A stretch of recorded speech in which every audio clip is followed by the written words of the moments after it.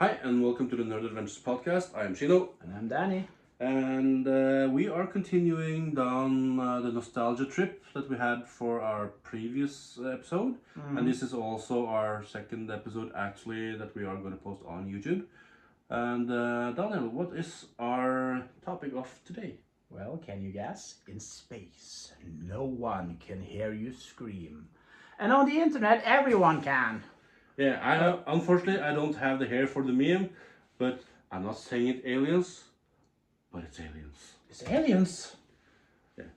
Yeah, it's alien. Yeah. And if you don't know who George Tsoukalos is, you are missing fucking out. Yeah, he has an epic haircut. Anyway, we just watched Alien. And Aliens, not the two first. Yes, of course, the director's cut of Alien 1. Yeah.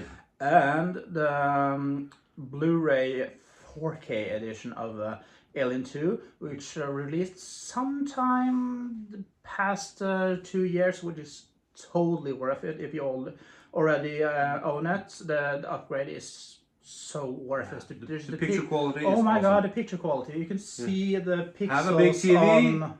have a big TV, have a good sound system, play it in 4K. Son of a bitch, you will thank us later. It's that good. Yeah. It surprised the fuck out of me. Yeah. So we are going to do this episode in 2 parts. Part 1, we are going to be discussing the 2 first movies and kind of staying on those 2. Yeah. We will have a short mid-break, and then for part 2 we will be discussing the rest of the franchise and some of the crossovers and stuff like that. Taking a sneak peek at Alien Romulus, which is coming out not too far from either now. This year or next year. I'm not quite sure. It's been on the play for a while, so we're kind of excited for that. Yeah. Hopefully it's better than the previous. And I will be mentioning the video game because it's so good. Yeah. Okay. So, Alien and Aliens, the Eighth Passenger, as it's also called. Yeah, that's actually the novelization. I read it. Yeah, exactly. It was good. Which do you prefer? The book or the movie? The movies from number 1 and number 2. ¿Por qué no los dos? Yeah. I mean, I like both of them. For me, it's more of a mood thing. Yeah. Like, if you're in the mood for horror, obviously you watch Alien. If you're more in the mood for action, you watch Alien 2. Totally agree. Totally agree. I couldn't really pick one or the other. I mean, depending on my mood. But I go for the first one because I'm more of a horror fan. Yeah, I usually go for the second one because I'm more of an action guy. I've kind of grown into the horror movies later years when I grew up. And I kind of bullied him. But those 2 genres have something in common. Storytelling. Can you guess what it is? Violence. Wow. Also storytelling. Obviously, yeah, storytelling. Which Alien 1 does so well.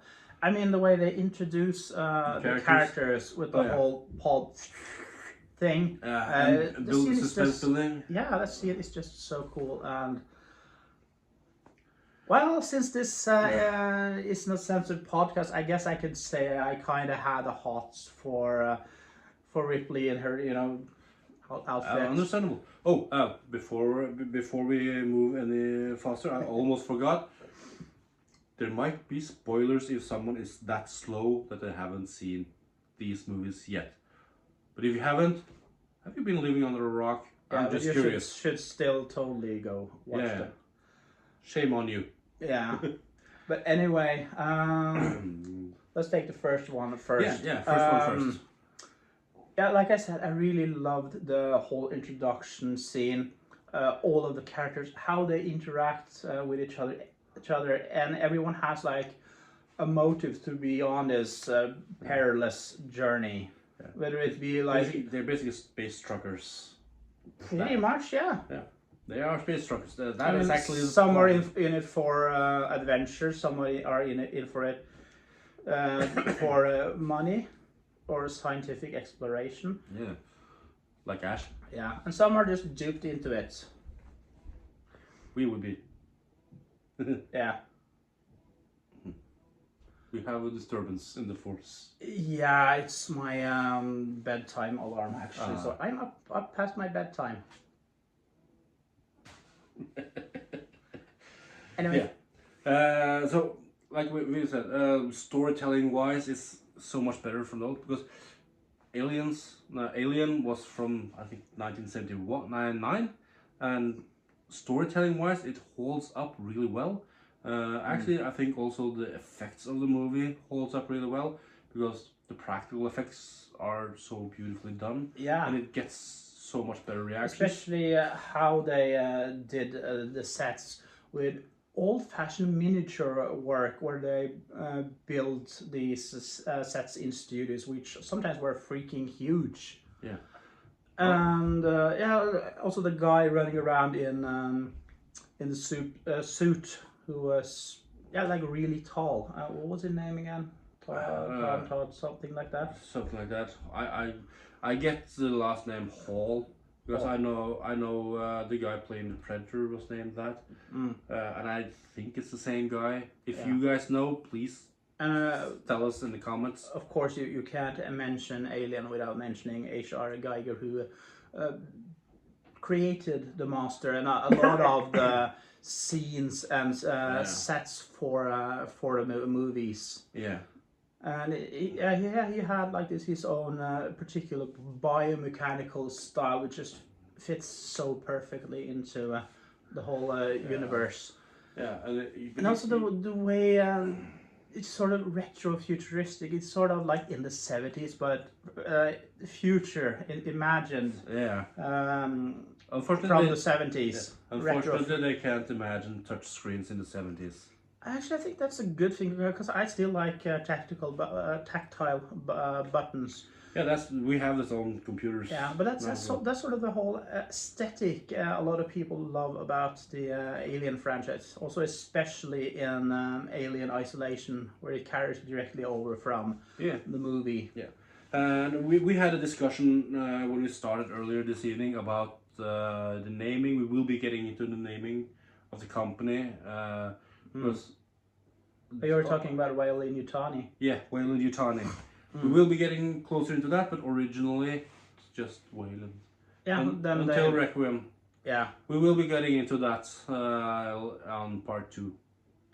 Because we had quite a discussion on that with the emblem and stuff like that. Yeah, there is sort of a merger between Weyland and Yutani. Yeah. During one of the Predator movies, but it's also hinted at the prequels. Yeah. Yeah, we see the start of the merger at the end of merger, not murder. Yeah. I said merger, you asshole. At the end of Alien vs Predator Requiem, the second one. But yeah, one of the things that I think was the genius of Ridley Scott in storytelling mode is like he didn't necessarily always tell the actors some of the gags that he was planning. For those who doesn't like to watch bonus features like we do, you probably don't know this, but when John Hurt's character gets killed, it's the first chest buster.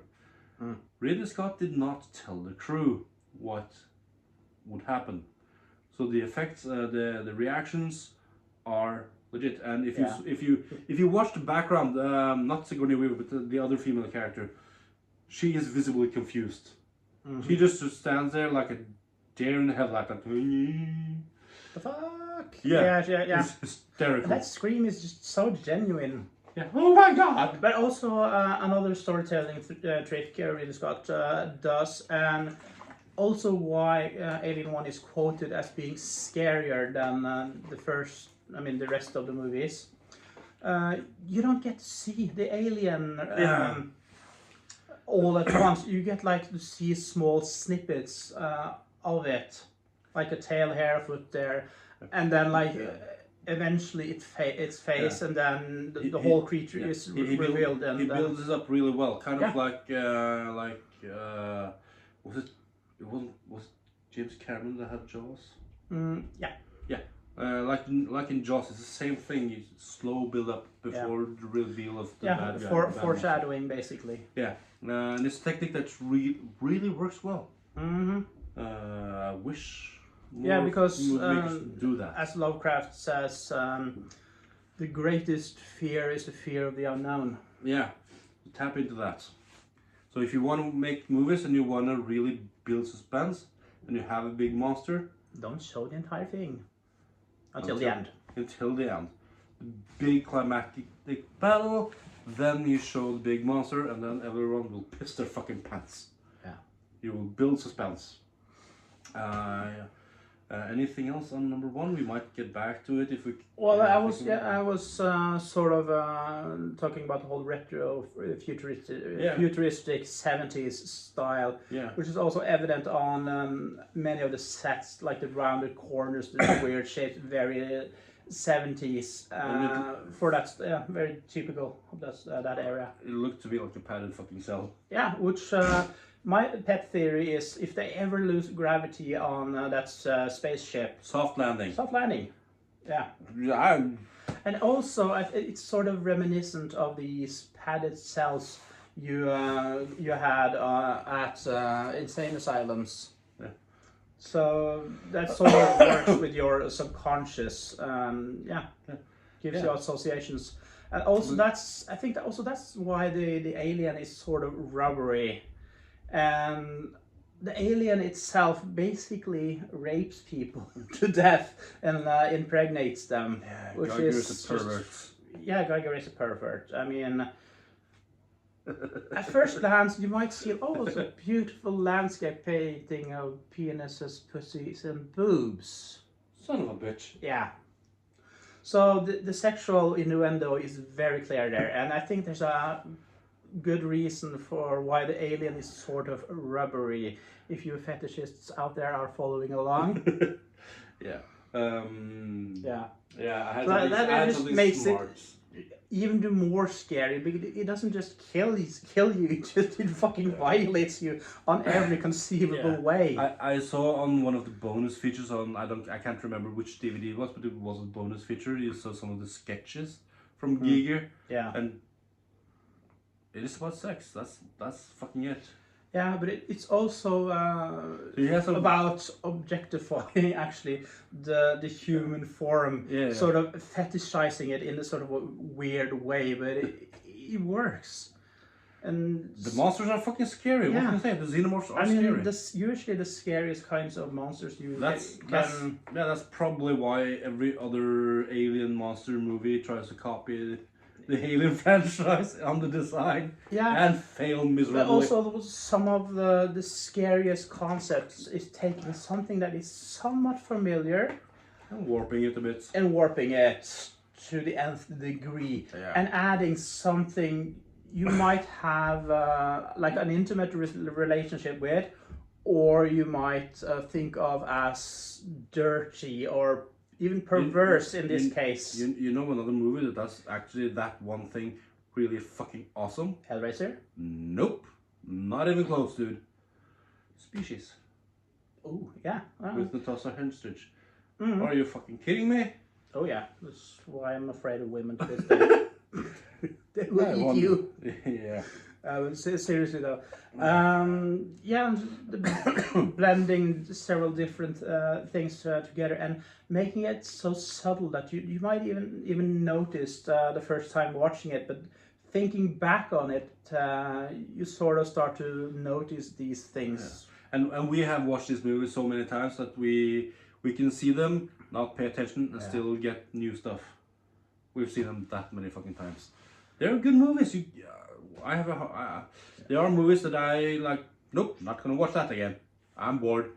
These are not one of those. You know what's really messed up that I just thought of? Especially during Alien 3, for some reason, that was the movie they really advertised back in the day. But they had video games. I have it on NES actually. They had toy figures and comics for fucking kids.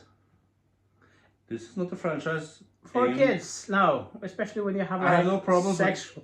I have no problems with comics and toys and stuff, just marketed at the right demographics. Oh, they were straight up Adults. sold along G.I. Joes. That is But- wrong. Although That is this whole sexual innuendo of the whole thing wasn't that apparent unless you like thought about it, as nerds tend to do. Okay, cool. Yeah. Okay. So talked a lot about number 1. We will do number 2. Survives. The cat survives. I spoiled the entire movie. Yeah, the cat survives. Asshole cats. Yeah. Yeah. But a good warning sign though. Oh yeah. Yeah, he detects that motherfucker. So number 2 is Vietnam in space. Basically, that's what it is. Yeah, very Vietnam, especially with the design of the helmets and the gear and basically the soldiers. Assholes and elbows, gentlemen. Assholes and elbows. Yeah, I think actually James Cameron mentioned it being sort of inspired by that whole era, and this was. It was. Why do you think? A few years after the whole Vietnam conflict. Yeah, it is a criticism of the war that happened in, I think, Vietnam. Well, I wouldn't pull it that far, but. Well, I mean, it's sort of the same thing that the troops go in, they get fucked over, they have to pull out. Yeah. Unlike some guys. Well, I'm divorced, so. Soon so am I. But anyway, like I said, I'm more of an action guy, so I like this one. The pacing is much better, but I still like the... Yeah, then again... For action is better. Yeah, but then again, the pacing has to be at least a bit slow in the start for most horror movies. Yeah, because just for clarity, number 1 is horror, number 2 is action with horror. It still has horror elements. Yeah, like I said, it has horror elements in it. But it's primarily an action movie. Yeah. So the pacing has to be faster. The storytelling, I think, is just as good. It's not really good. It's James Cameron. Yeah. But both of them are really good storytellers. And it really, really works. Yeah. And you get a nice handoff, and like the time frame is like, what was it, 57 years? Yeah, it's been 57 or 58. No, 56, I think, or whatever. A fuck ton of time. It starts basically where the last one ended, with Ripley and the cat. Yeah, being rescued from being adrift for almost 60. Yeah, there are a few like flashback scenes, but I don't want to spoil if anyone actually hasn't seen this movie already. In that case, get your asses. Watch it. Yeah. Move it. Especially, like we said, the 4K Blu-ray edition, which is just beautiful. Yeah, you start with Nightmare that Ripley has, and of course the big business only thinks about the almighty dollar and can't actually grasp what the fuck she's saying. Which is even more true these days. I mean, honestly. Pretty much, yeah. But yeah, then they actually get to the planet, and you have like the whole premise of something superior in some ways to yourself chasing you, even though you're armed to the teeth. Yeah, and it doesn't. Yeah, work. Which really sells the whole horror aspect of the whole thing. Yeah, and I think I love the way Hudson really degenerates, and there's some good psychology in this movie. I will get back to the psychology at work that we see a perfect example of. I pointed out to you actually. Yeah? Yes, I did. You see Hudson like all macho, so hard ass, ready to go on a hunt, and then he gets his ass handed to him, and he completely fucking breaks down. Yeah, but again a reference to shell shock from Mom. And the psychology that Ripley uses, when Hudson totally freaks out, she gives him a job to do. Yeah, something that brilliant. Yeah, something that his mind can comprehend and occupy. So she gets him out of the spiral. So if you know someone that has panic attacks, give them something to do. It doesn't have to be very complicated. It can be go collect some squirrels. Or balance this apple on your head. Yeah, something like that. Something concrete that they can focus on. And we see it in the movie. Hudson snaps out of it when he gets a job that he can do. Yeah. And then he collects himself and is able to function as he should. as a soldier. Yeah, which is like good therapeutic advice. Yeah, so good action movies can also teach you valuable life lessons. Mm-hmm. Who knew? Yeah. And also a reason why I love well, not only just this movie but the franchise in general. In the second movie, they're running around in tight corridors, dimly lit tight corridors, and especially the scenes where they're crawling through the vents and they've got the alien chasing them. That scares the crap out of me because I actually have claustrophobia. And the weird thing, I'm also sort of a masochist. Because I love scaring myself. But Jesus God, how scared I get. But actually, that's the point. I love the entire franchise, and the scene that I fucking hate the most, that freaks me out the most, is when Bishop is going to the antenna to get there. Because he has to crawl through like... I've talked to you about this one. Oh, there's another scene with Bishop that scares me even more. And I actually remember seeing that when I was way too young to watch it. Like when you think that everything is over, oh now the spaceship is coming and they're getting evac off the planet and it's going to be a happy ending. And then suddenly a huge alien tail bursts out through Bishop's chest. And the fucking queen just rips him in half and makes him half the man he used to be. Yeah. And that scene just scared me as a kid. Also, a little bit later, same scene later in the scene, we get the best line of dialogue in movie goddamn history. Get away from her, you bitch! And I have a feeling... No. The best line from the movie is... It's game over! It's game over, man! No, it's not the best. That is the most iconic line. No, actually, no, it's not. But those two are up there. Yeah. And I have a feeling that J.K. Rowling was inspired by that particular scene in Aliens when she wrote in the Order of the Phoenix, I think. Oh, because get away from her. Not my daughter, you bitch. Oh, yeah. When Molly kills Bellatrix Lestrange. I thought it was because the alien doesn't have a nose and Voldemort doesn't have a nose. No. I have Don't a feeling trust that people without noses, people. I have a feeling that J.K. Rowling was slightly inspired by that because the wording and the power in the statements are so goddamn similar. But Ripley was first. Yeah. And I guess he also was sort of like one of the first action heroes. I mean, you had Wonder Woman, the TV shows before that. Yeah. Oh, She-Ra. Yeah, but live action, we're talking live action. Yeah. So Ripley was one of the first female action heroes. And I can't remember who fucked up that. I think it's Jennifer Lawrence from, I think it was Jennifer Lawrence who fucked up when she said that she was the first female action hero. No, not. Ellen Ripley, Sarah Connor. Yeah. There are a few more, but I can't remember them. Xena? But that was a bit later though. Yeah, it's a little bit later, and not so hardcore. That's more fantasy. I thought she was pretty freaking hardcore. And not even close to either Sarah Connor or Ripley. Not even fucking close. But anyway, Jennifer Lawrence was not the first. Not even by a long shot.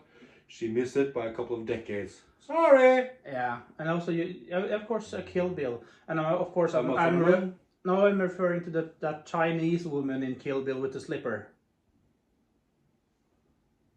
Lucy Liu? Yeah. Slipper? Yeah. What did I miss? Watch it again.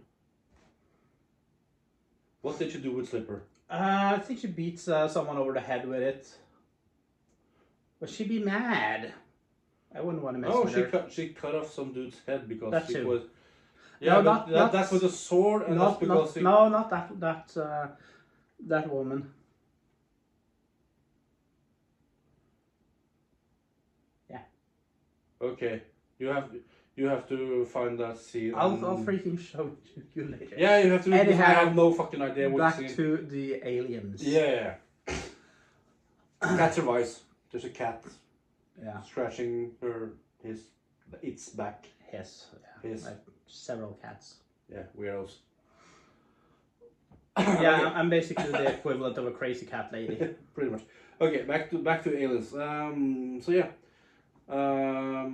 Again, with the storytelling and the practical effects and the use of miniatures, especially on the second movie on aliens, is phenomenal. Yeah, on the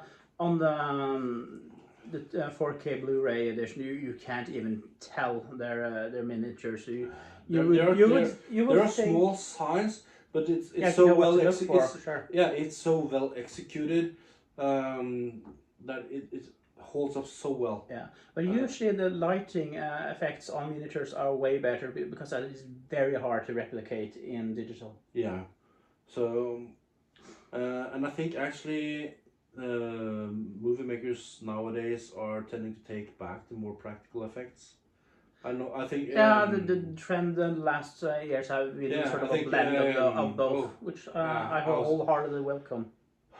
Quentin Tarantino, I think, is a practical effects guy. Yeah. Guillermo del Toro's, I think, also has some of that. Robert Rodriguez, I think. Peter Jackson. Peter Jackson is a huge practical effects guy. Well, Lucas used to be, but he's no longer in charge of his own franchise. So yeah. So much more CGI, and I don't like it.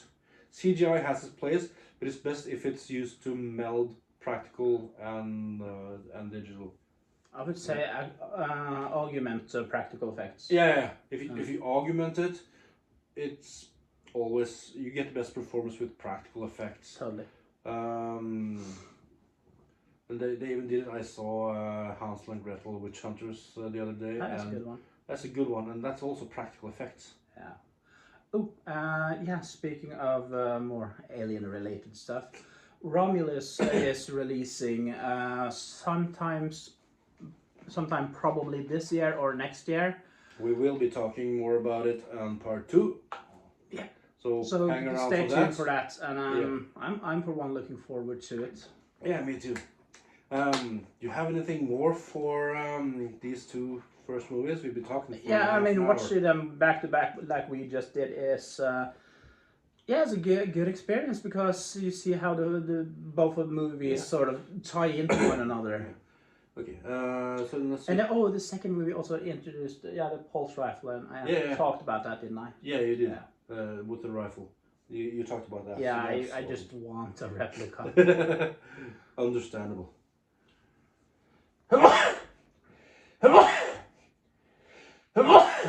Gesundheit. Thank you. I'm just recovering from. I've been sick for a couple of days, so I'm just recovering. So forgive me. I'm kind of not where my usual energy is because of it. Okay, so we'll be taking a small mid break. We will be in mid break. We will talk a little bit about the things around the podcast, what happens, where you can find us and stuff like that. And after the mid break, we will start part 2 with more general discussion about the franchise. So, yeah. We'll be right back after these messages. For the mid-break, where can we find you, Daniel? Where you can find me? Do you have any social medias? No. Any projects? No, I don't have much going on. I mean, I've sort of stepped back from being that much online lately, really. Yeah. Do you have any other projects that people can expect to see from you? Also relating to the podcast in general? Well, I plan to do a review on the Fallout series, which I watched recently, so you'll be getting my review and opinion on that. That's awesome. And the long-awaited episode on Warhammer. and I won't delve too much into the drama and things going on in that whole franchise right now. Although there's a series which is going to probably be made, and that probably is also the reason why I'm not going that in depth into it yet. Yeah. As for me, I have a couple of other TikToks in according to this. I have Midtre Korsliv, which I'm an active member of the Norwegian Red Cross in Kongsberg, where I live, where I share the things that I do in relation to the Red Cross. I have s.w.dykking, which is my some diving videos. The Teaguy, which I post some videos reviewing teas and stuff like that. It's in Norwegian, so just so you are aware of that. You can find words are hard. You can find me also on Twitter. We have a Discord, but we're not that active on it. I will be leaving links in the description of this video. Where else for us? You can contact us on email. You can contact us on here on YouTube. You can contact us on TikTok, Discord. I think on Discord. I think that's it. Yeah. If I can come up with the other places we have, did I say email? Yeah. Yeah. Good. I'm tired.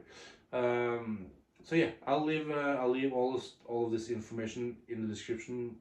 So just go there if you have questions or suggestions of things you want us to discuss. We also have a Patreon, like I said earlier, I think. And one of my projects is reviewing the Aragon world, the books and the movie. Yeah, and I'm currently reading them. Yeah, so I'll be doing a review on all of the books individually. I will do a little profile episode on the author, on Christopher Paolini. Which will be exclusive on Patreon. So if you want to watch and listen to that, you'll have to go on Patreon. We have to give you some reason why you should go there, after all. So yeah, I think that's it. We are currently trying to get better at being presenters. We are getting better in our techniques and the format and editing and stuff like that. So hopefully you like what we do. Like, share, support, like, share, subscribe. Like, share, subscribe. That's the word I was looking for. Words are hard and I'm tired. Okay, so yeah. I think that's it for the mid-break, and now let's go to part 2. Parte número 2. And welcome back to part 2 of this episode, and now we're going to discuss more the overall. So we're going to be jumping back and forth between the movies and games and crossovers and stuff like that. So overall, from the franchise, it spans from the 70s up until modern day. Actually, the last one hasn't even been released yet. Yeah. So it's a long, big franchise. Is one of the biggest. Yeah, I mean, it spans, of course, there's the movies, the books, the comics, the action figures, the games, the figurines, action figures, plushies. All of that stuff. Yeah, parodies. And it's even inspired a lot of ambient music too. Yeah, cool. So, yeah, it's had like a huge cultural impact. Yeah, absolutely. I think I mean, we've been talking for 40 minutes now about the 2 first movies. We are not going to be talking that long about the rest of the franchise. Because quite frankly, it's getting late, and I'm driving a motorcycle right now, and it's fucking almost It's tomorrow. actually past mid. It's tomorrow. It is tomorrow. Yeah, it is tomorrow when we are recording this. So that's that. But rest of the franchise. it's more. Well, of course, there's more. Yeah. Of course, you have. Well, let's start with Prometheus, which is canonically the first movie. Canonically, we see the engineers. No, actually, canonically, that would be one of the Alien vs Predator movies. Nope. You are correct, actually, from Prometheus, because you see canonically, because if you see what's the first thing we see, they see the life on planet Earth. True. Yeah, so canonically, Prometheus is first. Yeah, and like I said, I know that movie gets a lot of flack because they changed the level of technologies from the retro futuristic stuff from the 70s up to more modern Star Trek-ish aesthetics. Yeah. Which pissed off a lot of people. I think that's one of the reasons why Prometheus was kind of criticized. Yeah, I mean, apart from that, it did bring in more lore into the franchise, and I'm sort of a lore whore when it comes to franchises. I think most nerds are. Yeah, especially like Alien lore and Warhammer, all that kind of stuff. Yeah. I agree. I don't mind the Prometheus and Covenant as such, but because it's been made in newer time. But if you think of it in context of the entire franchise and how it was set up, I think there are some clear mistakes. Yeah. But again, also I have a feeling, and if there are any of you viewers that have a different theory, then please let us know. But I think that the storyline that happens in Prometheus. Storyline is good. Yeah, storyline is very good. No, scratch that, because I just remember that the derelict that we find from Covenant is the one we find in Alien 1. Yeah. So I just debunked my own theory. How? Because I was thinking that maybe the action of Prometheus was after. But then I thought about it's before. Yeah, it is before. Yeah, you are correct. I sort of like that they expanded the whole space jockey mythos, because See how it gets there. I had actually planned on writing more about them and giving them a deeper backstory and fleshing out the world. And that's what they did. That's what they did. Yeah, and I think they did a good job of it. Yeah. So adding to the lore again, building on what's been hinted at in the earlier ones. Yeah, I mean, some people think that it spoils a bit of the mystery, but then there's the mystery. Okay, where do they come from? Who the heck are they? What are they doing? I don't think. Do they go to the bathroom like regular people? Or did they shit through the nose? I don't know. Yeah. I don't know. I wasn't there. You also have this whole tie-in to the ancient aliens theory. Like, you eventually find out that they seeded other planets with life, and you have this whole black goo occult symbolism there, and all of that stuff going on, which I find fascinating. Yeah. But let's rewind a little bit and go back to the original quadrilogy. We've been talking about the two first. Now let's move on to the prison movie. Because the third one. Yeah, because number one is a horror. It's truckers in space. Number two is a war movie. This is a prison movie. Pretty much, yeah. Yeah. I mean, you have a bunch of celibate monks living on a planet, taking care of prisoners, and there's one female among them. That's Ellen Ripley. How could this go wrong? Yeah, no wrong. Yeah. No, that won't cross tension at all. Yeah, but what actually did fuck up that movie is they kill off Newt and Hicks. Yeah. Off screen, way over there. Yeah. We do get which pissed off a lot of fans, which they're also doing in a lot of franchises these days. Yeah. It's a plot convenience.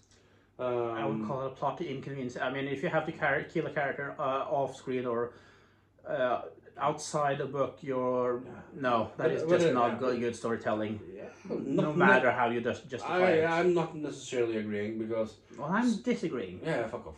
Because sometimes, for the sake of the story, you have to omit certain things. Prime example is Lord of the Rings. Where we're talking about Tom Bombadil, aren't we? among other things, yes. Because it wouldn't fit in the storytelling. We do get Tom Bombadil reference in the Hobbits. There, but I still want him in You kind of get him in the Hobbits. You kind of get him in the Hobbits with Bjorn. He's kind of he's kind of stand-in. Kind of. He's kind of stand-in. But so sometimes when you are adapting a movie to there's time bunches and restrictions. Yeah, you have some restrictions in the storytelling and how much time you have. I think I read or heard somewhere that the reason why they didn't do it on screen was because of time constraints. Yeah, and budget. Because incredibly, like 20, 30 plus years ago, the movie execs did not think that people would bother to sit on a movie that was over 90 minutes long. Yeah. Boy, were they wrong. Yeah. Do it right, and people will sit for 4 fucking hours. Just ask Peter Jackson. Yeah, now I mean long movies and binge watching has sort of become the norm. Yeah, and movies are usually 2+ hours. Yeah. Rarely do you find good movies that even are shorter. Show episodes now are usually up 45, to or 45 or even up to an hour. 45 minutes to an hour is usually for episodes. Yeah, where 20 minutes to half an hour used to be the norm back in the day. Yeah. Anyway, they did introduce one of my favorite things, the dog alien. Ooh, yeah, the quadruped. Yes, that whole scene, how it just crawls out of a couch, just beautifully done. It was disgusting and beautiful at the fucking same time. Yes, just like my ex-wife. You said it, dude. You said it. Not me. Moving on. They also introduced the runner aliens, so more kinds of aliens. Yeah. And of course, this was one of the most promoted alien movies ever. I mean, you had comic books, you had 3 different games. You had the NES one, the SNES, and you had, of course, yes, the SNES.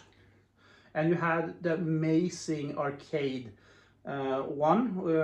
And they also had the arcade shooter, which was even more amazing, which was basically, I think it was running on the same system as the Terminator rail shooter, where you had like this gun with the rumble that went ka-thunk, ka-thunk every time you fired it, which was just amazing. Yeah, I think I remember some of those arcade games. I think also by this time you got the Alien vs Predator video game for the SNES a year later, I think, which also included the runner aliens and the dog aliens. Yes. And the red aliens you get to see in that movie. Yeah, so those are the Praetorians, aren't they? Not actually, but they look like the Praetorians from the comics. Yeah. Because when we're speaking about Alien vs Predator, that's a franchise crossover that was long awaited. Yeah. So it took a long time before we got movies. But before that we had the comics, which has been going on since at least the early 90s. I have a few of the comic books, and I want more of them. Yeah. I think I've read the entire collection. Nice. And you also had... where the fuck do you find those? Amazon or on eBay. On eBay, yeah. There's because I saw. There is a comic shop down in the next city over. Dude, we should totally go there and do like a special episode from there. Yeah. Dude. Yeah. Drammen or Oslo? Drammen, of course. Yeah, absolutely. It's called Common Con if you happen to live by the area. And they are actually hosting a comic con there next month or something. We should totally go there. Hell yeah. Correct. Yeah. Fuck yes. Write that shit down. And they also sell a lot of alien figurines there. I know because I own a buttload. Anyway, I did not like the ending of Alien 3. Also, yes, I I am. think- I I am think- Jesus. Yeah, it was I'm kind of boiling in a lake of fire. it was Just kind kind of of ironic. pretentious, but also I liked we could see the queen burst out of her just as she hit the molten lead. Yeah, but my theory is they ended Terminator 2 on that note. So it's sort of very similar to the whole going down into the low, which I didn't like those endings because they killed off the hero. Come on. Yeah, but they didn't kill off Ripley. She sacrificed herself. Yeah. So that As did Arnie in Terminator. Yeah, but so that's not killing off. That's sacrificing. Which makes it more heroic. Well, yeah, it kind of does, but it still ends with the main character's death. So. Yeah, but the difference technically speaking, the Terminators are model, and there are more of them. Technically yes, speaking. but there are also more Ripleys, which brings us to number 4. Yeah, which brings us to the fourth one. Resurrection. Resurrection, where they fucking clone Ripley. Yeah. Where she sort of plays like a sort of an anti-Ripley. Yeah, she's more of an anti-hero in number 4 than the 3 others. She has like this bitchy attitude going on. And that is carried on from the genes from the Queen. Yeah, I especially remember the one basketball scene where someone throws a ball at her and she just catches it, throws it back, bounces it right in the guy's. And the grip strength alone to catch a basketball like that, god damn. Yeah. So she's also been genetically enhanced and has like alien DNA in her. That is because when they cloned Ripley, they cloned her because she had a queen inside her. Yeah. And the DNA mix, it's not pure, and that's also why we see the new queen giving birth instead of the traditional eggs. Yeah. And why the offspring is a big fucking albino. Yeah, and then of course, much like the second one, they have to go on another bug hunt, as they call it. Yeah. And rescue people who get stuck in this sort of what do you call it? Like sort of the stuff that bees sort of vomit up. Yeah. They get cocooned. Yeah, cocooned in this resin. Yeah. And the asshole in this is the doctor. He looks like a fucking prick. Still not as big as asshole as Berg, that's that close. Humanoid-ish alien. It just scared the living shit out of me when I first saw it, and I was like... And he's even fat, which is hysterical. Yeah, I was like, I don't know, 12 or something when I saw it the first time, so it scared the ever-living shit out of me. That is a face for radio. I'm not. Yeah, a voice for print. Yeah, god damn. So yeah, that was kind of freaky, and their whole interaction just just no. Just no. But you're in simple, dude. Yeah, and the way she kills off that alien in the end, it sort of that is my favorite kill alien way. I mean, on one side it's kind of my favorite. On the other side, it's and brutal. Yeah, no, and it's it sort of thinks that Ripley is his mom because, in a way, she kind of is. And even the new alien even acknowledges her. Yeah, that's the weird thing. Just after birth, it actually kills the queen. Yeah. But then adopts. It's also it's so tragic and hilarious at the same time, which is just brilliant it's strong and hilarious at the same time. That scene, goddamn. Yeah, where he sort of reaches out for her, and you can see like, oh, how sad he's. Oh, he's not really a bad guy, and she pushes the thing back against this hole that's been made in a window, and there's like vacuum of space on the other side, and his brains literally gets sucked out of the entire body. I remember watching that scene, like going like, that has to hurt. The fuck.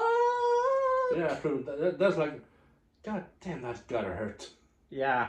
And again, we have seen all of these movies so many times. That scene just, god damn, that's. I mean, that's sad. That scene just disturbs me to this very day. It is a disturbing scene. It I is. mean, whenever I go into the dentist office and he comes with that little sucker thing, I remember that scene from Alien. Oh God. and then you just expand what's in your mouth and you see that's going on. Yeah. That's the way to traumatize people. God damn. Yeah. Okay, so, but again, storytelling in number 3, not that great. Although I did like the whole contrast and the change of scenery. Yeah, which that was kind of welcome, which is probably why they did it like they did. Yeah, because that's the only movie that's on a fucking planet in the original quadrilogy. It's on a fucking planet. Second one is on a planet. It's on the moon on Elway, okay, technically a moon. Yeah, technically a moon, but it's also. Well, Pluto is a planet too. That's what they say. But also on the second one, it's also in space on the ship. But on 3, it's exclusively on the planet. I'm kind of surprised they took this long to actually make a movie that took place on Earth. Yeah. And I mean, sure, you got the beginning on Prometheus on Earth. Yeah. But that is left really quick. Yeah, it did. That's kind of disappointing, actually. Yeah, I mean, the setting is more like outer space, and I don't think like a setting on Earth would work that well. It would be. It works in the context of Alien versus Predator. Then it works. Yeah, then it works. Yeah. But I agree. Alien on Earth would not work as well. Yeah, I mean, it felt kind of off having it on Earth. Because, as I have seen on all of the movies that I've seen, the aliens themselves don't actually travel in space. They are brought by the predators. And they seem to be averse to sunlight. Yeah, so I'm not seeing how they would travel, and they are egg layers. They don't throw spores, so the arachnid from Starship Troopers theory is out the window. So on the context, I don't think the xenomorphs would come to Earth unless they were brought here by another species like the Yautja. Actually, a little known factoid about the first movie. The script was actually based on a novel called Voyage of the Space Beagle, which a lot of people don't know. Space Beagle, actually. The Space Beagle, yes. That's hysterical. And there the alien is described as more like a sort of cat-like feelers with tentacles, protruding tentacles on its back. But it does bleed acid. It does also communicate sort of telepathically. Maybe it doesn't speak or anything. Yeah, that would be a queen, because that's what you're describing. Because if you see the size of the queens, the design is more akin to a queen. Yeah, because but it's like smaller in size. Yeah. Still a young queen. What's really cool about that book, you also get to sort of not really read the thoughts, because it doesn't think in sort of any way a human would comprehend. It would probably. You understand the intentions. Its intentions, its motives, what it's doing and why it's doing things. So it becomes more of a character in the book. Would you say that the way that the xenomorphs things are in images, kind of like we see on the bugs in Starship Troopers? Kind of in the books. That would make sense. It sort of thinks in sort of not necessarily concepts, but instincts, feelings, that sort of way. Yeah. That tracks. Like that tracks from thirst, hunger, etc. Yeah. Feed me, fuck me, shut But the fuck up. it is intelligent. I mean, it can use equipment and open doors and stuff like that. Yeah, they are intelligent. You see, especially the queen, because you see she can. I was referring to the book. Yeah. But I'm referring to the species. It is an intelligent. Yeah, they are basically more or less the same. Yeah, I think if I should describe or compare the xenomorphs with something that we have on Earth, I would actually go with bees. Yeah. Because you have There the is bee that's definitely an insectoid element there. Yeah. Because it does have sort of an exoskeleton. Yeah, that and the. But I also do see a lot of cat in there. The way it sort of moves, you know. Cockroaches. Yeah. Hard to kill, those motherfuckers. Yeah. Apparently. Yeah, okay. So, again, we are just going to discuss very briefly this because we don't want to extend this video for too goddamn long. Spoil all of the movies. Yeah, so we're going to move on. Yeah. We will go deeper into the other movies on a later video, but we need to just watch them first. We didn't cover Covenant that much though. No, we haven't talked so much about it. Contrary to a lot of fans, I didn't really hate the movie. Although unlike the first Alien, they didn't really build up the characters as well. You didn't get to see them interacting.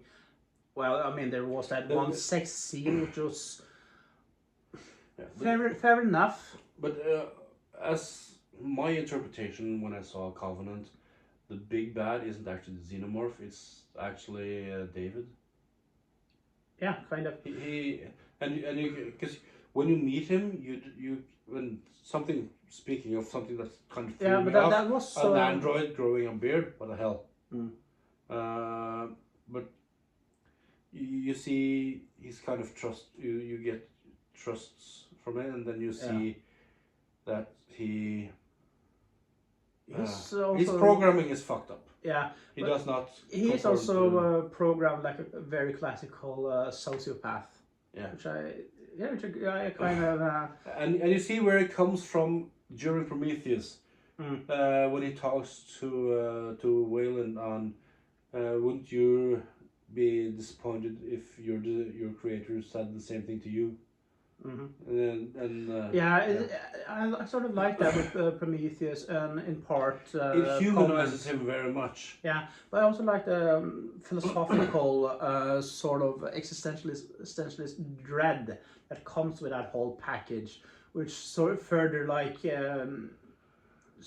harkens back to the horror genre, but just on like I said, on existential level, like where do we come from, where are we going, and it's kind of it is a philosophical movie, the Prometheus. Yeah, and I also studied philosophy, so yeah, and I don't know. I agree. I don't hate on Covenant or Prometheus, and I'm kind of looking forward to. Yeah, I wish the characters were set up a lot better, and a lot of the just pure fucking stupid things they do, like walking around on a foreign planet without a protective gear, which got them into into that situation in the first place.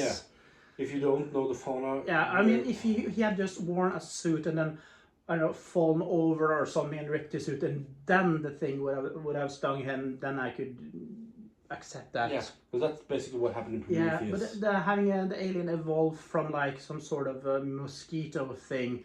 It was spores, like a mushroom. Yeah, spores. He stepped on a mushroom. Spores. Like a smoke mushroom. Which and inhaled.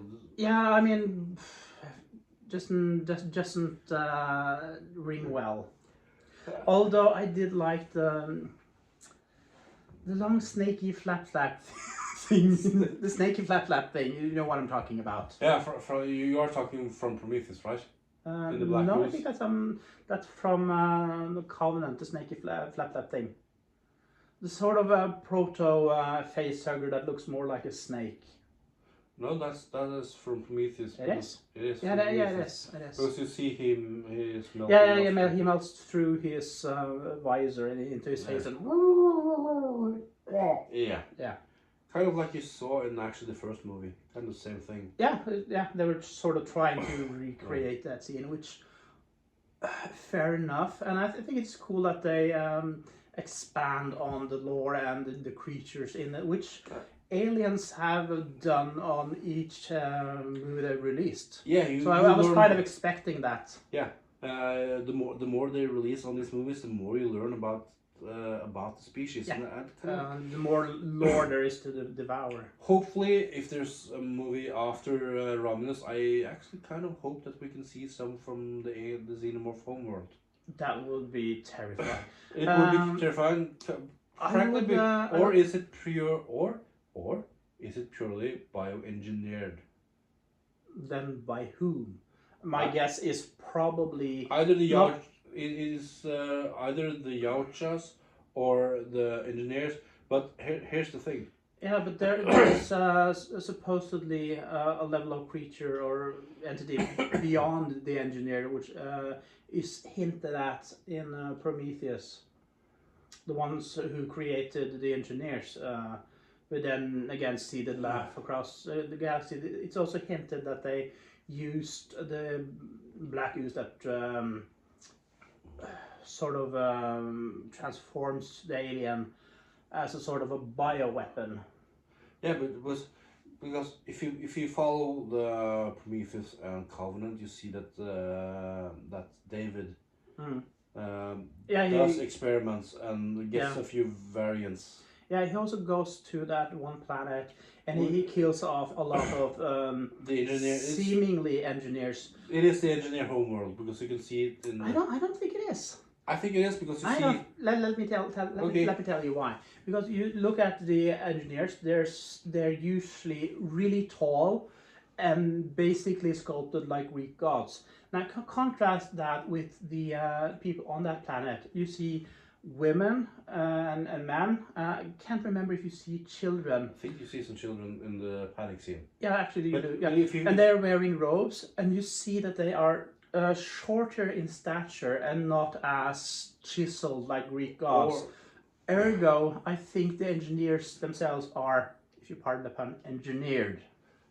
I would disagree. Sort of like Space Marines from the Warhammer franchise. I'm going to contest that a little bit because if you watch the scene when David drops the containers, you see that aesthetically they look the same and they don't look as big because they are all the same fucking size, so they look more normal. It's like from the Hobbit when you see all the dwarves, they look equally big. Just because of perspective, you mean? Yeah. Because when you see that might be. Yeah, because when you see the engineers next to a human, they are fucking. Yeah. Hello. And of course, Ridley Scott just smirked and refused to comment. Of course he did.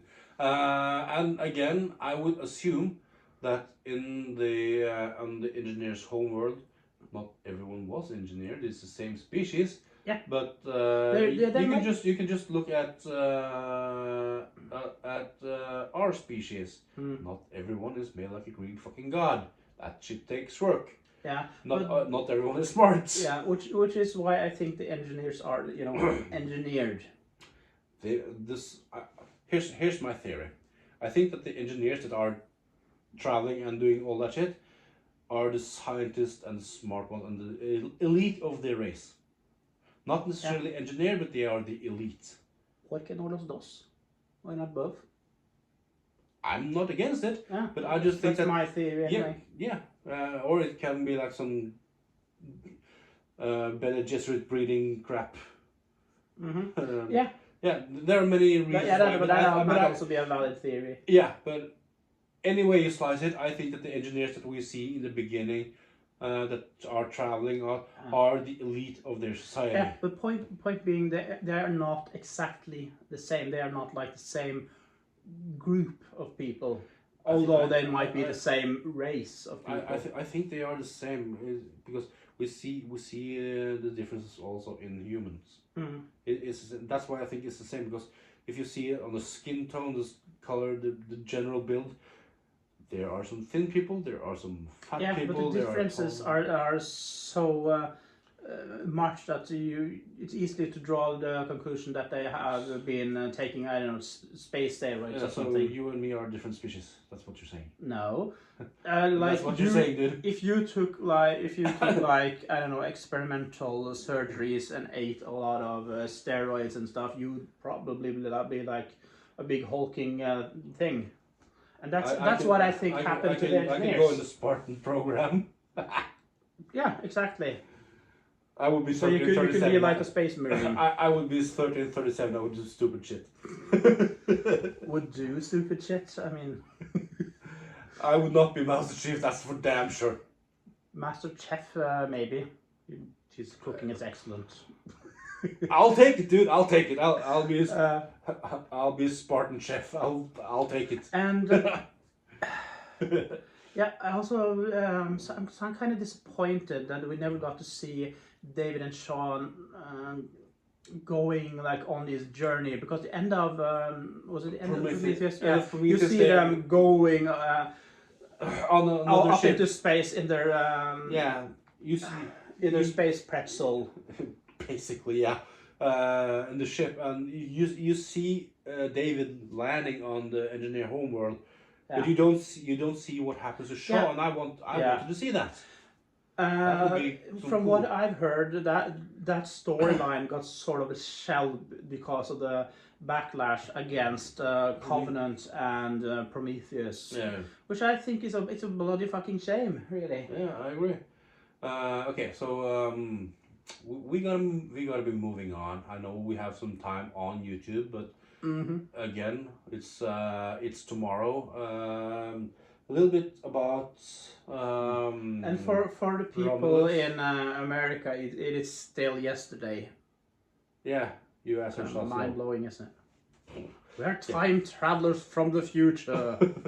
A little bit about Romulus, because you have some details on that, and then we'll be discussing a little bit on the Alien vs Predator. So when it comes to Romulus, they have sort of confirmed that there's going to be a new younger cast. It's going to take place partially on spaceships and partially on some kind of planet, possibly a colony somewhere.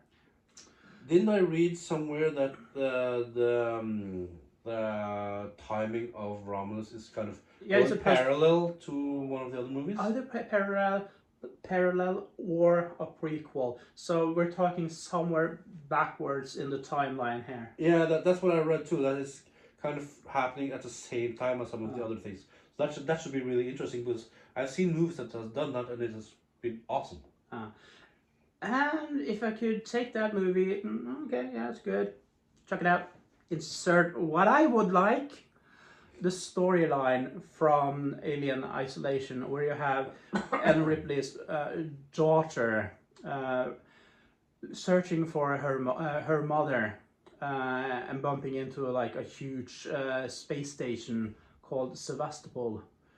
And of course, shit is going down there, because the aliens have gotten loose. There's more of them, and she has to fight her way out and try to figure out what happened to her mom. And she finds like these audio tapes, and eventually finds the flight recorder from the Nostromo further down the line. And that story was just done so freakishly well. And there is also an audiobook called Aliens Out of the Shadow. It's also a regular book too, but I listened to the audiobook version, where Ellen Ripley, between movie 2 and 1 and 2, between 1 and 2, wakes up from her stasis and has to help a group of people fight off an alien that has invaded a space station, which she probably successfully does. And then something happens to her, and she has to be put down in order to save her life, down into the cryosleep again.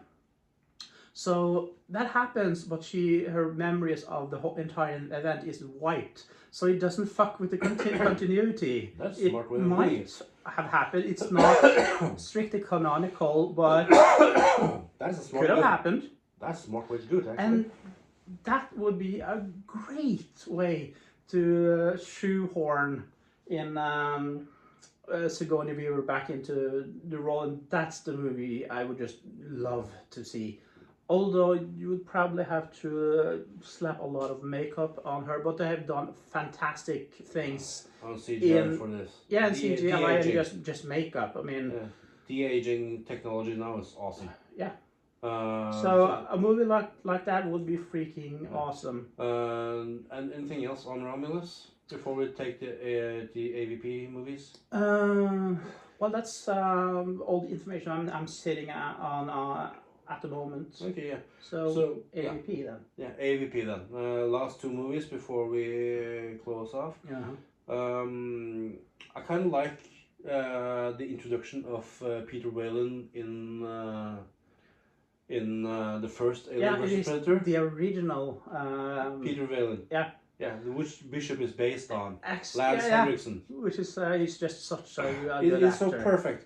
So I'm gonna skip a little bit ahead because one of the things that I'm kind of pissed on Covenant, they don't have the same Peter Whalen. They have a different actor playing him.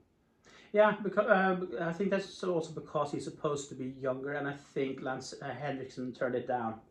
Yeah, because they could de-age Henriksen. That shouldn't be a problem. Yeah. So yeah, that's one thing I was really pissed on Prometheus. Yeah, I really liked the first AVP movie. Yeah. With the whole thing with the pyramid and the flashback back to the Aztecs and all that whole thing. Yeah, and the explanation of why there were clues, because influenced all over the place. And of course it ties back to... Be right back.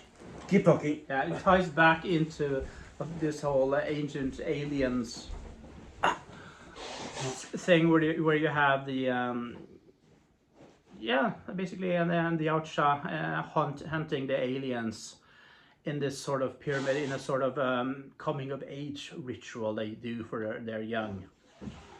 And of course people get involved in what's going on there by accident, by activating this pyramid and then having the aliens pop out and start killing everyone. Hello. Surprise, motherfuckers. So all in all, I really liked that movie. It had a lot of cool action scenes. Yeah. Also some throwbacks to the aliens we got to see in some of the video games, especially the one with the squares on his head, which he has a name, but I've forgotten it. I want to say Ahab, but I'm not sure it is.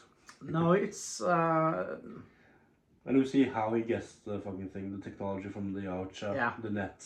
Mm-hmm. And that fucking acid. God damn it. Yeah, they actually spit acid in this one, which is a thing they frequently did in the video games too. Like a llama. Yeah, like an acid spitting llama, more or less. Yeah. Oh, the pictures, oh, the images. There were just so many cool action scenes, especially the scene where one of the predators is fighting an alien, and he takes up this throwing thing, which you have seen in some of the games previously. Like a full... and just cuts him in fucking... Yeah, it's a shuriken. Shuriken on steroids.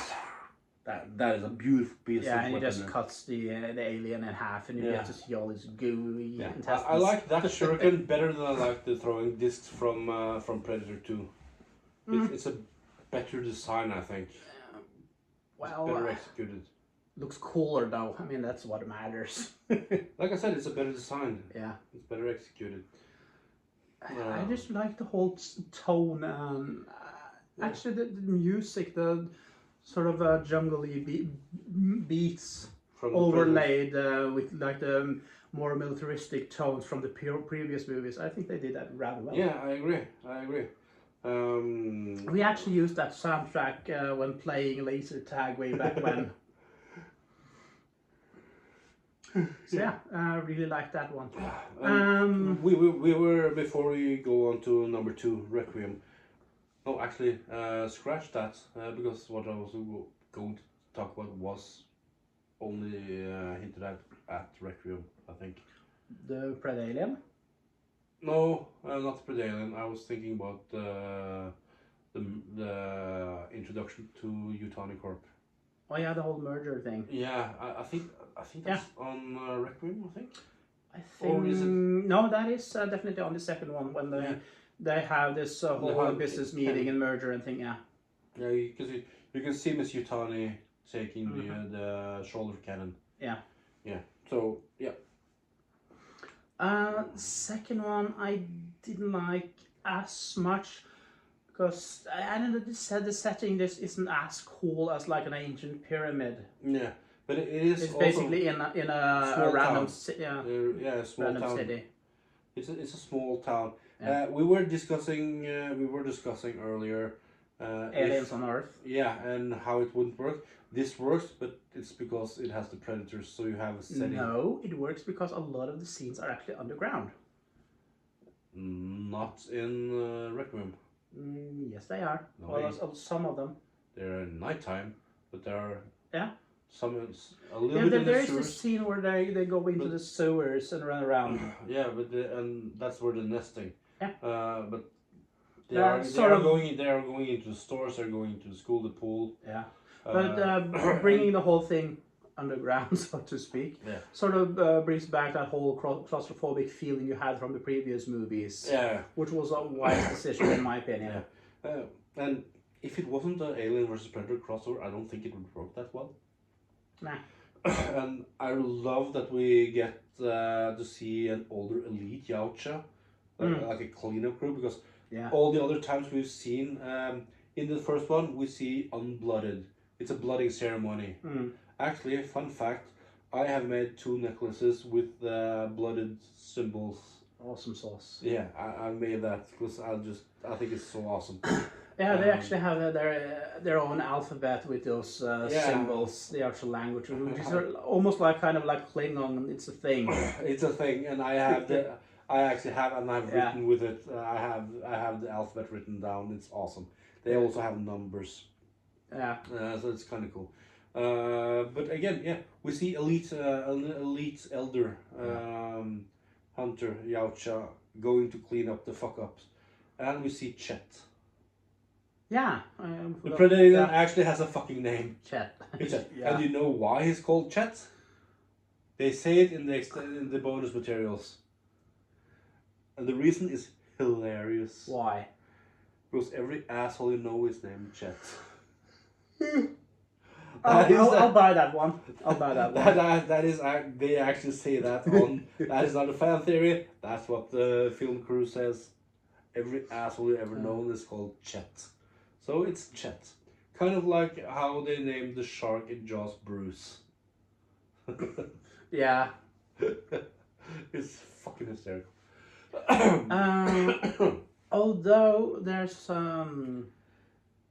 the thing that I didn't like as much with at least Requiem is the fact that why wouldn't you not listen to someone with actual combat experience? Because no one ever does that in either an action movie or horror movies. Yeah, and it's so and it's like a local sheriff that has too much ego to listen to people who actually know what the fuck they're talking about.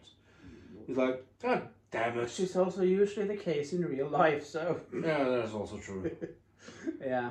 If people have more experience than you in the field that you are working in, fucking just listen to them. Yeah, and then, they have more experience than you. Done deal, you can learn from them, they can always learn. If you have to guess and someone doesn't guess, yeah, go with...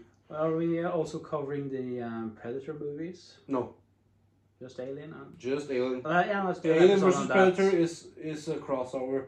That's why we're doing that, and it's kind of in the context. If we were to talk about the Predator movies, we will be sitting here until next week. Yeah. So we will be doing episodes on each of the Predator movies and also overview like we're doing now. Which, speaking of, this episode is going to be long as fuck because we have been talking for 45 minutes on part 2. So I think we should... also, I'm starting to draw blanks. So, yeah.